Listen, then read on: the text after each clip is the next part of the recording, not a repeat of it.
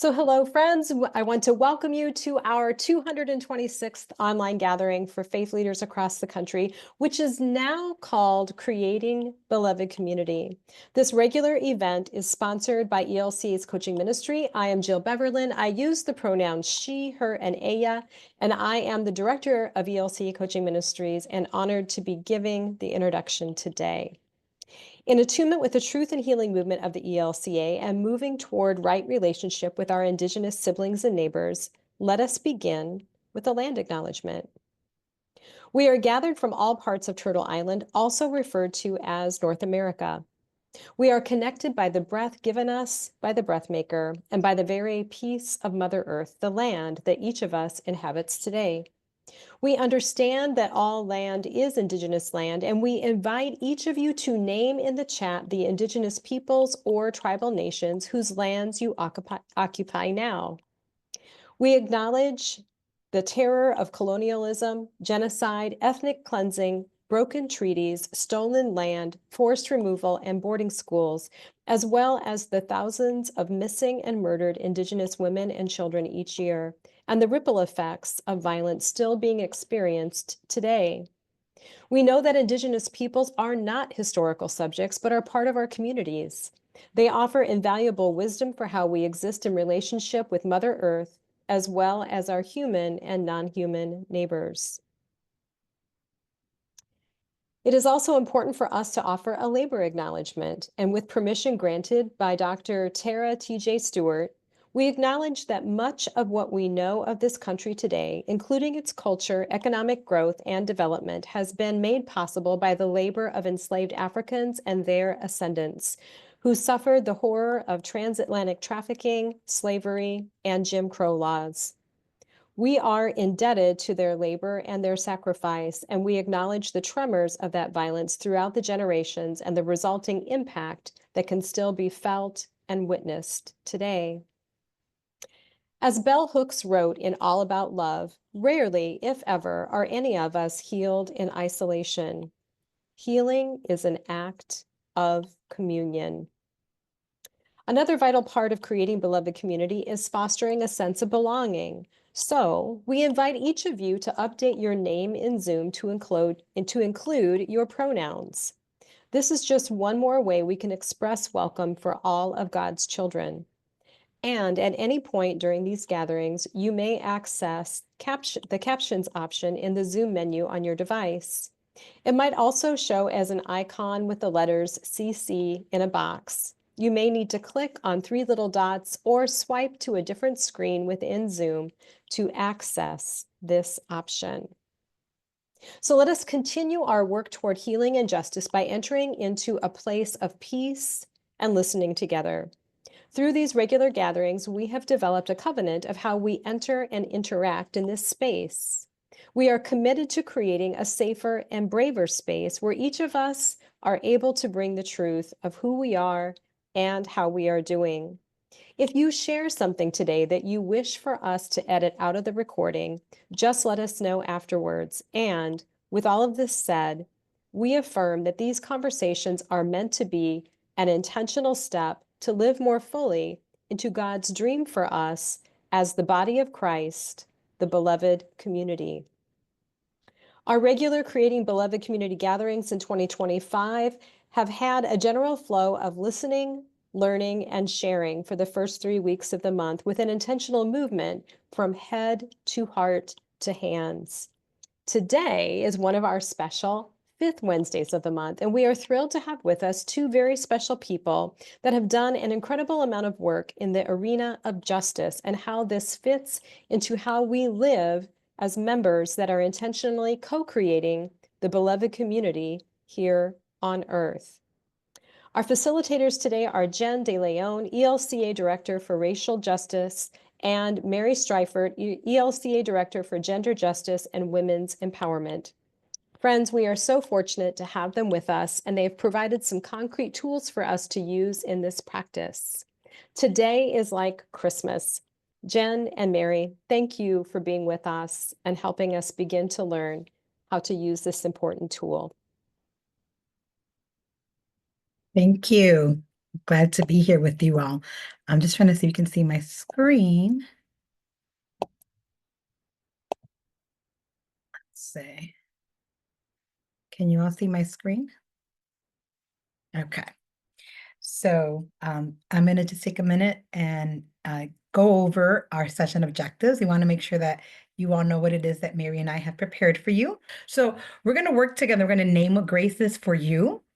We're going to examine characteristics of white supremacy and patriarchy. Those are the handouts that were emailed to you ahead of time. And we know you probably didn't have time to review them all, but we wanted to make sure you had them if you were able to review them. And then we're going to review and discuss an intersectional analysis tool. So, okay. I'm also really happy to be with you all, and I'll just say I'm at the tail end of a really bad cold, so I may have to at some point get a cough drop or mute just to recover. We thought that we would anchor in a bit of a devotion here as you all are thinking about what it means to act and act out of what we confess as Christians.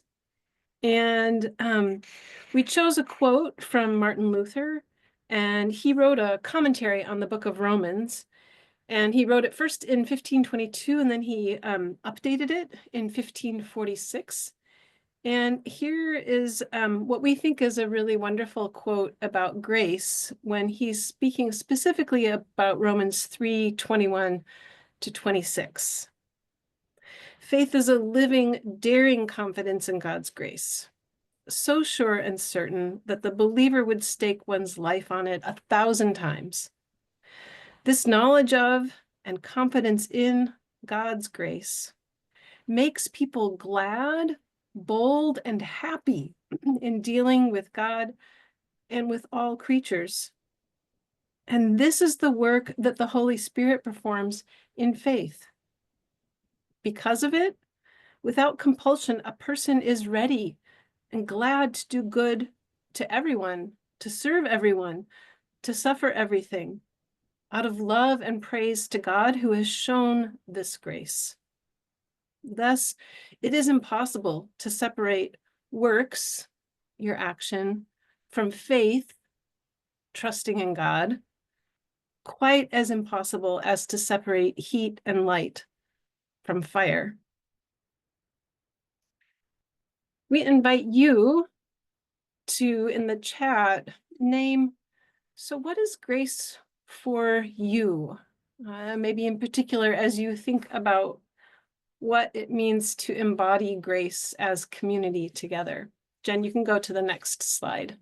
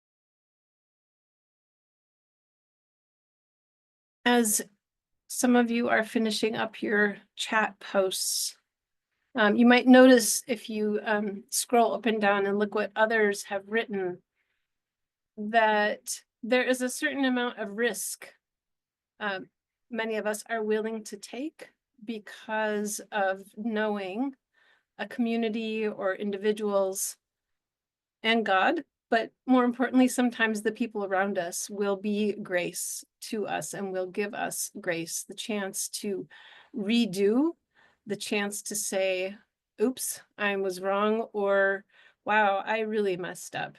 Please help me as we figure this out together. So we just wanted to ground in this remembrance of being grace, knowing that the tools that Jen and I have developed that we are sharing with folks can be pretty hard. You know, they allow us to be critical. And so what does it mean to enter that space of being critical together, still through grace? So Jen, hand it over to you again. Thank you, Mary. And so want to give you a little background of the work that we've been doing in our positions. We get called on by the different parts of the church to provide ongoing education sessions on gender justice and racial justice. And in doing this work, Mary and I decided that whenever we're invited, as much as possible, we're going to work together because we show up intersectionally. Right. And the work that we do is intersection. We want to make sure that the education we're I was trying to say in Spanish, it's coming in Spanish, is we're providing is encompassing all of that. So when we are in spaces, we try to do it together. One of the places where we constantly are invited is Church Council. Every time they meet twice a year, Conference of Bishops meets twice a year. And now the DMs, the Director of Evangelical Mission, when they gather, they're inviting us. And we want to make sure that we're providing ongoing education sessions to help all the different parts of the church that call us to develop and deepen their racial justice and gender justice lens. Not that the other intersections are not important, but those are the ones that fall in our portfolio. And we do as much as we can to incorporate all different parts into the work that we do. And so one of the things that we've been doing is beginning to have folks understand the characteristics of white supremacy culture. That was the tool that existed that I was using.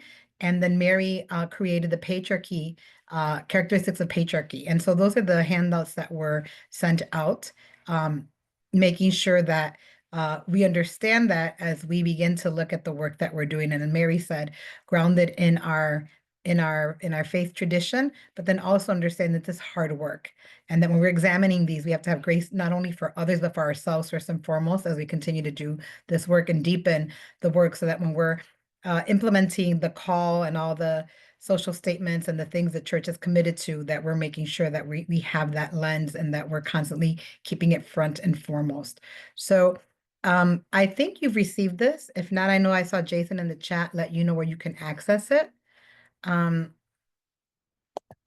if you had time to look at it before, if you look at it now, we're inviting you in the chat to share one thing that stood out to you in each of these tools. I know some of you maybe have seen them before, but we wanted to make sure you had them.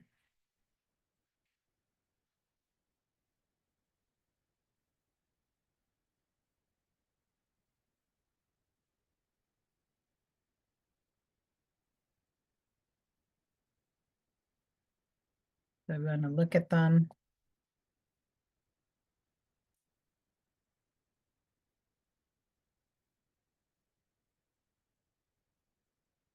Or you just want to share it without having to write in the chat, that's also an option. So share one thing that stood out to you in each of the tools in the patriarchy, the characteristics of white supremacy, or the characteristics of patriarchy.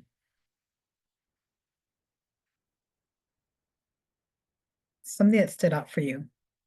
Do you have the tool? Can you show of hands if you have it? Okay.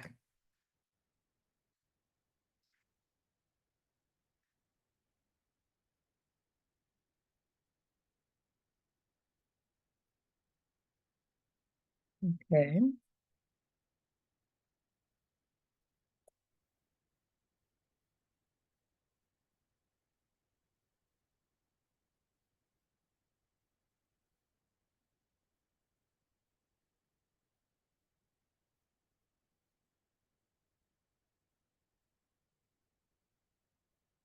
Okay.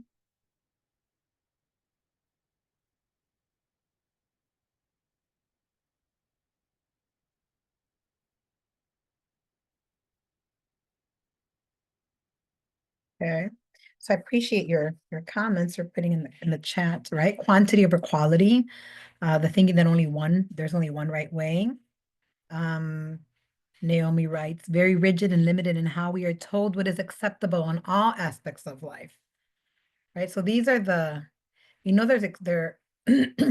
These are the ways that we have been taught to think and function within the US context and the societies we're focusing on, right? The characteristics of white supremacy within this country and patriarchy within this country, and how we can see through our lived experience and being in this country, how these play out. And understanding and recognizing that there's the individual and the institutional is important, and we're going to work to dismantle both patriarchy and anti-racism in our own lives and in the church. As a Lutheran, Janelle wrote, as a Lutheran, we live, so quick. As a Lutheran, okay, I can see the chat.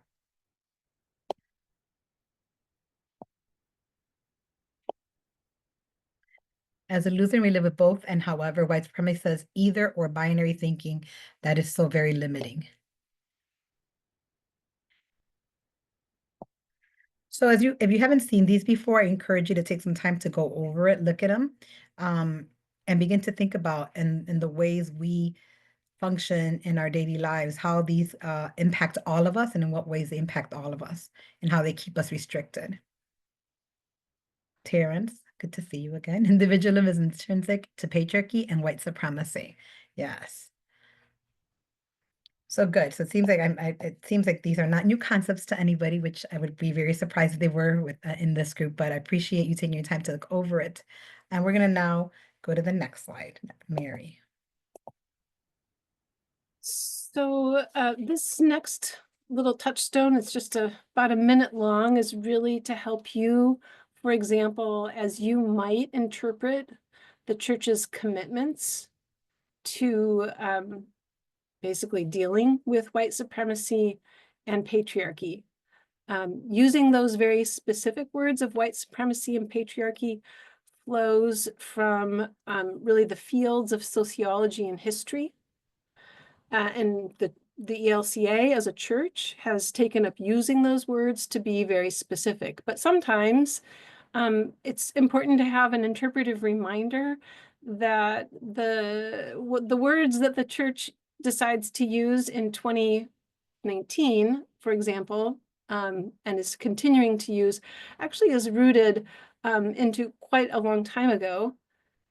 So, for example, a predecessor body of the ELCA, the American Lutheran Church, the ALC, had a women and men in church and society document that was their social statement, basically on gender justice, just different words. And that one of the early social statements of the ELCA, again, as a church, was its 1993 social statement, Freed in Christ, which is about the sin of racism, even though it doesn't use the word or words white supremacy. So just again, and then those documents, our social teachings, are rooted in both the scriptures and in the Lutheran confessions. So there's a way that those are used to inform what the church decides are its teachings now. Just way to remind us. Now we turn to the main deal today, and this is what we're calling an intersectional tool that Jen and I developed really in response to the ELCA Church Council's requests. They continued to ask us for a practical tool that they could use when they're making their decisions. And for over 20 years, there have been tools that have to do with like a racial justice analysis or a gender analysis. Some of this work was started in international organizations, for example, through UN, United Nations efforts. And some of the tools that Jen and I found online weren't satisfactory. And so we ended up creating one specifically for the Church Council to use. And then, as she said, we've been introducing it elsewhere. So I'm going to just encourage you to open it up electronically. And I would like to point out a few things on pages 1 through 3. And then Jen will point out some things about the rest of it. And then we'll turn you to some small groups for some conversation. And real quick for folks know, we weren't able to email this one out, Mary, so I just put it in the chat for folks as an attachment. They can download it that way and get that now. Great. Yes, and it's a fillable PDF. Some people print it out and use hard copy. Other people use it electronically because it's fillable. So at the very top, in the top purple box, you'll see that the tool is meant to help anyone who uses it prioritize marginalized communities when creating a program, developing a budget, or making a decision that's really a group-made institutional or organizational decision. And you don't have to flip to it, Jason, or whoever has it up. I don't know, Jen, if you do. But I'm just going to read the very last page of this tool has some definitions. And I'm going to read how we defined marginalized communities. It refers to peoples, populations, and the individuals within these that historically and today experience discrimination, exclusion, or erasure due to complex social and religious factors based usually on race, ethnicity, class, sex, gender, sexuality, ability, age, etc. These populations experience the effects of unequal power relationships across economic, political, social, religious, and cultural dimensions. So it's really talking about that aggregate analysis, which is why we're giving kind of an aggregate analysis tool to be thinking about what's the outcome of how people do things together, whether it's making a decision about money or planning a program.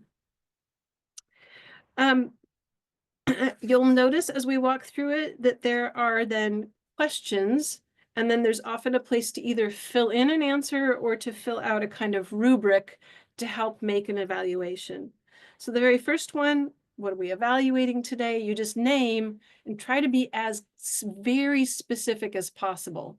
Not the 30,000-foot view, but what actually. So for example, in church council, maybe they needed to make a decision about whether or not to cut a certain budget. So they, you would write down exactly which budget is it so that you can be really clear who's going to be affected by that decision. And then you can walk through a list of a variety of people to check from your perspective, hopefully in a group talking about it, do you think it'll have a positive, a neutral, or a negative effect on people who identify within that group of people? Then on page 2, there's a question of asking, will whatever your proposal is, will it eliminate or reduce program services or access to communities or groups of people that are already marginalized? So I'm going to give an example that I saw happen in church council, in the ELCA church council, before, many years before we had this tool. There was a debate. Actually, it didn't end up being a debate. There is a proposal to change from the gold Blue Cross Blue Shield health insurance to the silver. And it was a proposal that was taken to church council. And out of that whole deliberative body, only one person raised concerns using this kind of intersectional analysis to the effects of different types of people on an institution making a decision like that. And I'm not saying anything they haven't heard me say.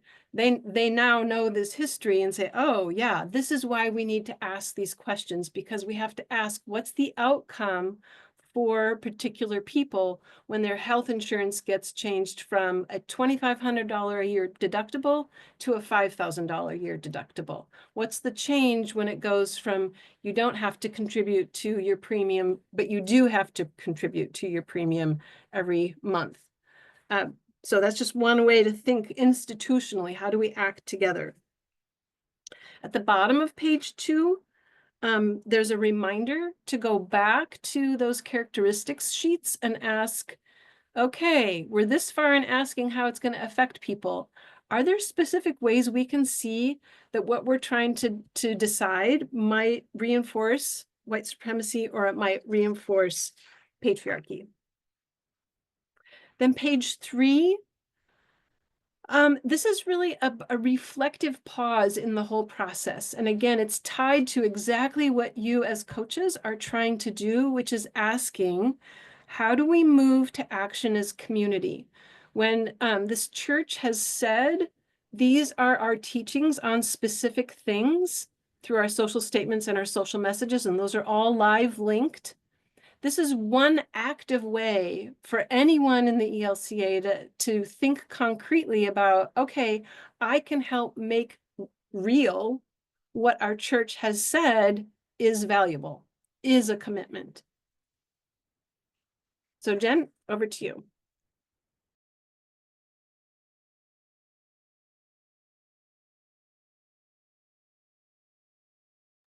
Jen, you're muted. I forgot, sorry. So once you've looked at how the actions you're thinking about will impact not only who it's going to impact, but then the way it supports or goes against our social teachings, then we want you to think about, will this proposal increase, expand, or create programs or services or access to community groups of people that are already marginalized?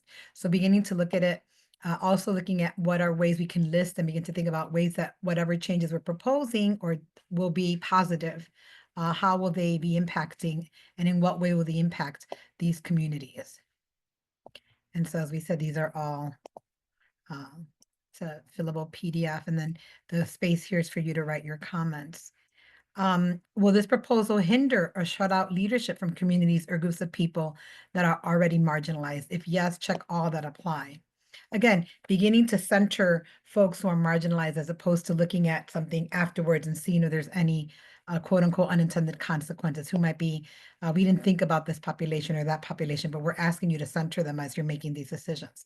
Will this proposal create or include access by leadership to communities or groups of people that are already marginalized, right? So it's not enough to have a program that'll benefit a marginalized community. How are you including leadership into that? So what are all the resources that you're beginning to think up in the front end when you're creating these programs? How will this proposal come with adequate sustainable resources, right? Are you funding it? Are you staffing it, equipping to address this inequalities? List all that apply. Again, making sure that we're taking a holistic approach as to how it's going to impact people and making sure the appropriate resources and leadership is embedded from the beginning. And what other ways would this proposal come with adequate sustainable resources? So maybe there's something else that we didn't list here: funding, staffing, equipping, that that you might be able to think about. Will this proposal provide provisions to ensure successful and fair participation by the stakeholders? Again, if yes, check all that apply. Will there be development, implementation, and evaluation? How are we making sure that's all part of the programs or decisions that you're making? In what other ways will this proposal provide provisions to ensure successful and fair participation by stakeholders? So it gives you more time to write more and to think. What, if any, modifications does this proposal need to achieve equity and inclusion and to reflect gender justice and racial justice commitments of this church? So if you're noticing that you've got a lot of negatives in it, then this is the time to begin to think. It's not that the program or the proposal isn't correct, but how can we make sure that it is addressing all the needs? And then we wanted to put it here to remind people, these are the definitions for gender justice and racial justice, and where they're based in our social statements. And then there's an evaluation part of this. Where did we land? So we did all this work. And the idea hopefully is that a team will do this, and each team could either have one fill it out for everyone, or each team member can fill out their own, and you can come back and discuss it together. What do we need to figure out? What additions or subtractions or edits are needed in our proposal to be equitable and intentional, right? We want this, the whole purpose of this intersectional tool is to be intentional. Was there anything that surprised you as you're going through the exercise, as you're thinking about this proposal program that you have? And the last page, we just felt that it was important that we're talking that we use the definitions that we currently use in the church for all the different groups that are listed in the tool. So this last page is, it's not letting me move. This last page is the page definitions. And these are, and then wherever you see these, they're hyperlinked. They're live linked to the social statements where they come from. And so that is the tool that you now have access to. And I And just that is a lot. posted in the chat the 2 questions for small groups. So Jason, was a step ahead of you. I got organized. But you could put folks into, and maybe pairs would be easiest for today. And having reviewed this intersectional tool, what is one thing you wonder? And share one way you can envision using it. And then we'll come back for some reflection together.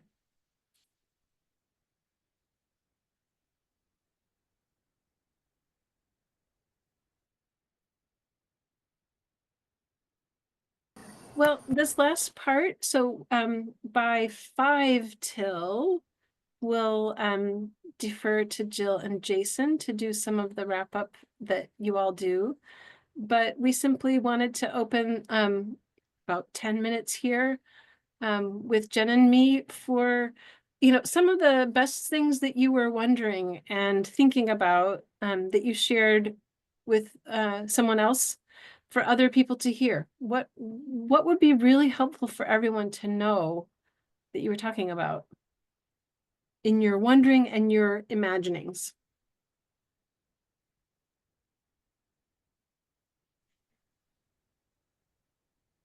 I One think, of- who was that? Go ahead, Terrence. Oh, thanks. Yeah, Kimberly and I were wondering about how this was are the examples of how this tool was used, seeing that it came as a request from Church Council, and whether it actually changed a decision or a way of being, for them. And we both started by saying we acknowledge that this is a very useful tool to have, and so it'd be interesting to know if it has been implemented, and kind of just give us some commentary on how that has Okay. helped us change. So we did a lot of groundwork before we introduced the tool. And so the tool has just been introduced, and we've asked for feedback from the folks that have used it in Church Council and Conference of Bishops, just to see how they're using it. We've heard that it's being used. Like Mary said, at the last Church Council, we intentionally asked folks to gather in their committees. They were going to have committee meetings later the rest of the time that they're going to be together, and we asked them to use it. One of the first things people said immediately was just this new way of thinking, right? These are things that people think about, but never from the jump, right from the beginning. So that was very a mind shift for them, just that. And we're hoping that, like with everything, the more they use it, the more it'll be common practice, and it lent itself for a great discussion. And we've asked now, and we're going to try to find the way to have a more formal feedback from folks about how they're using it. Mary, is there anything you want to add to what I said? I think the description of church council committee members learning to use it is accurate. It's like a worldview shift.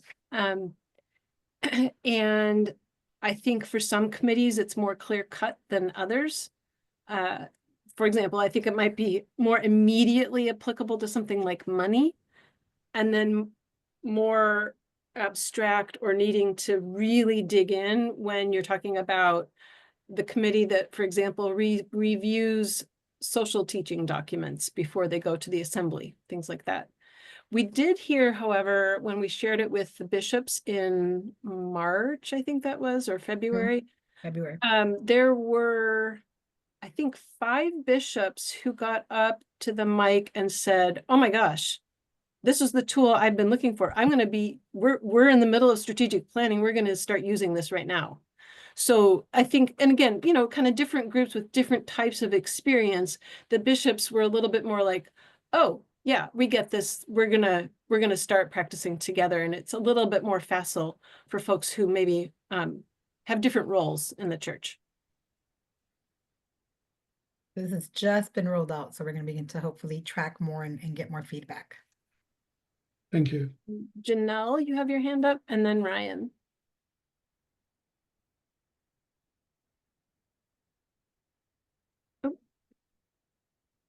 Hi.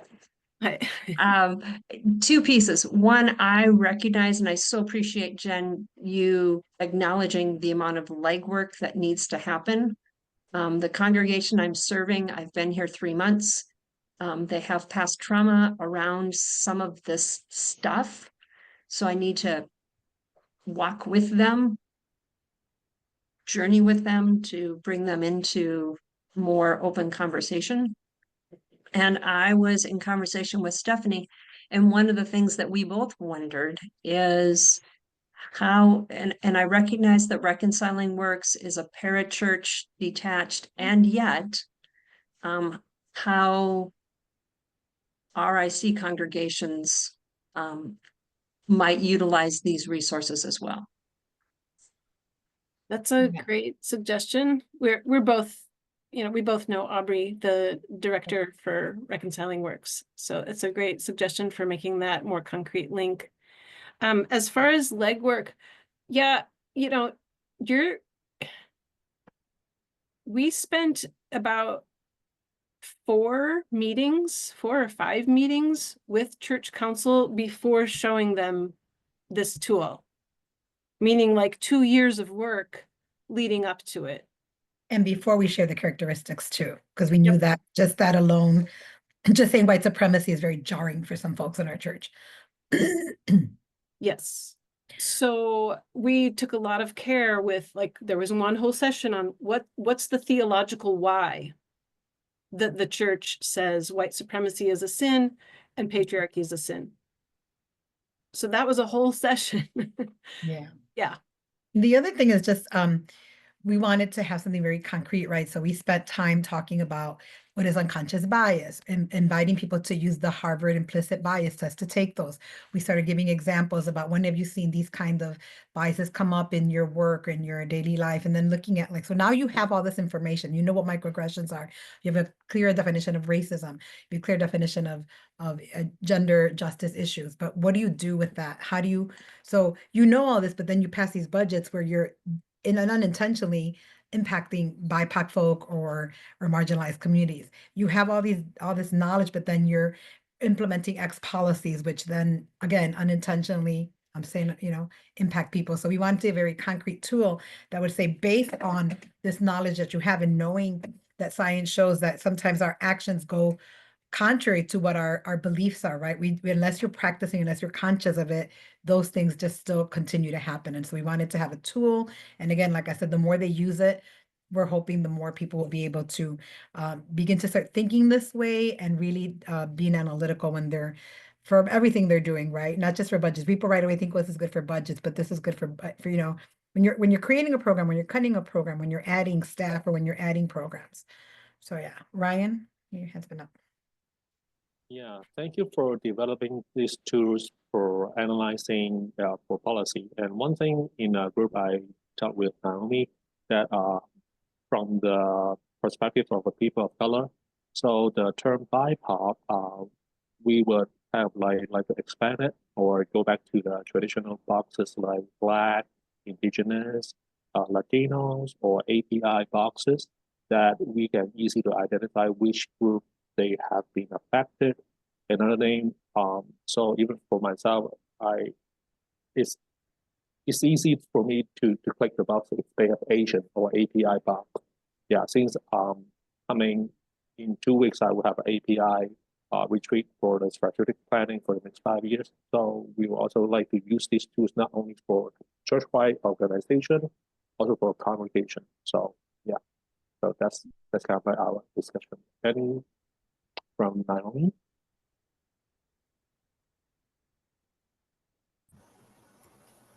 I think you covered it all, Ryan. I mean, we were just talking about like the option to like multi-select for groups that identify with, multiple identities.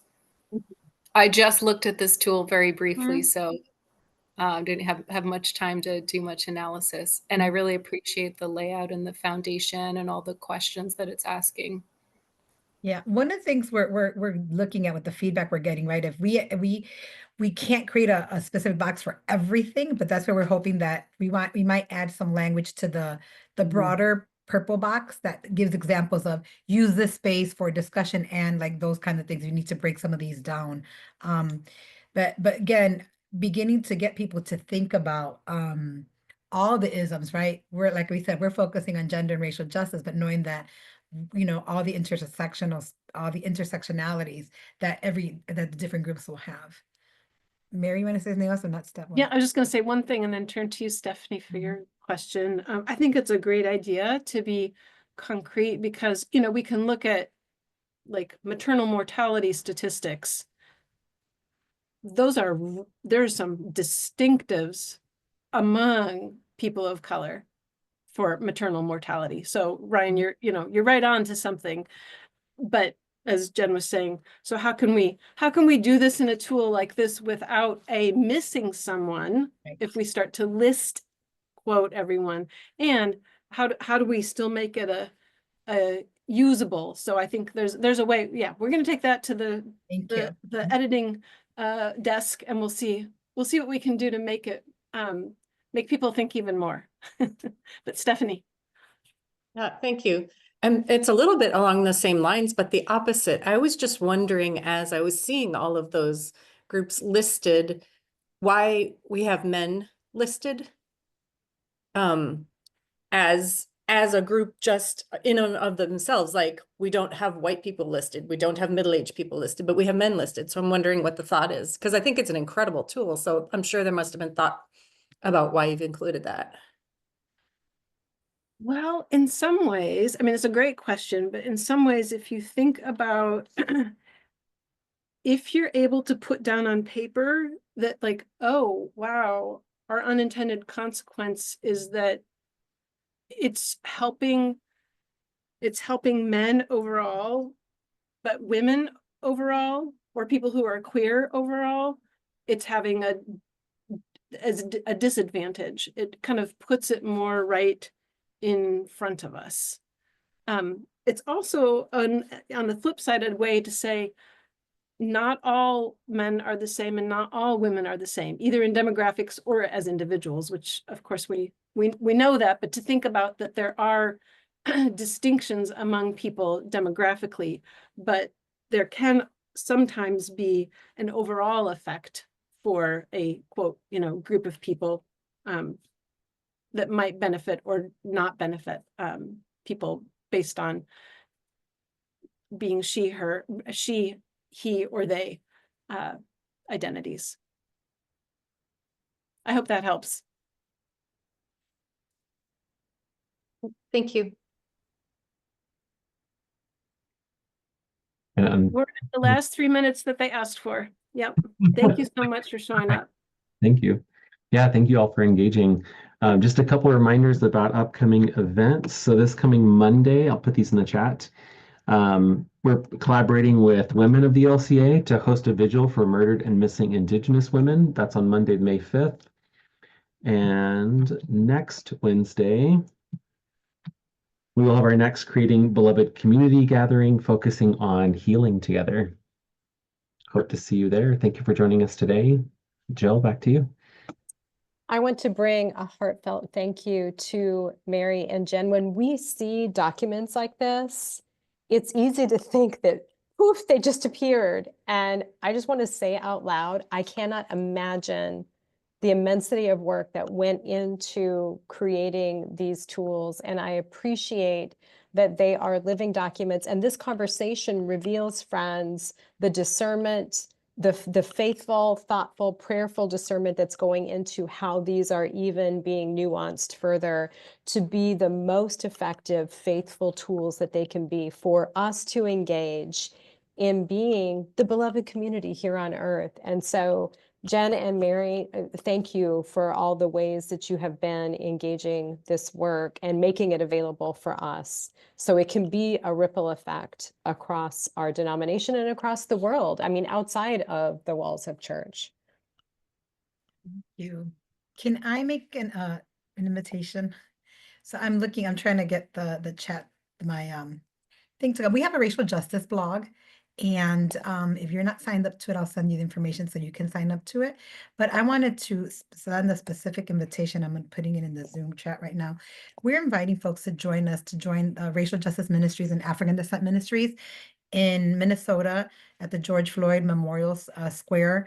That is, this year will be the 5th anniversary of the murder of George Floyd. The community there calls it the Angelversary, and there is a event they do every year. It's called Rise and Remember. I've participated virtually every year, but this year we're going to be there in person. We're inviting people, if you have no plans for Memorial Day, if you can stop by in the area, we're going to join together as a group. We're going to enter that community. We're going to enter that sacred space. And so we invite people to meet up with us, and we'll go together and participate. So that blog post is one of our most recent ones. I encourage you to sign up to the Racial Justice blog if you haven't already. If you click on that link, it'll take you to that specific invitation I'm talking about, but it'll also let you get our other blogs as they come out. So thank you all. So many ways for us to live into our identity as beloved children of God. Friends, thank you again, Mary and Jen, and to each of you, I want to say that you are seen, you are valued, and you are loved, and you make a difference in the world with how you engage. Thank you. God bless you. Thank you all. Thanks, Janelle.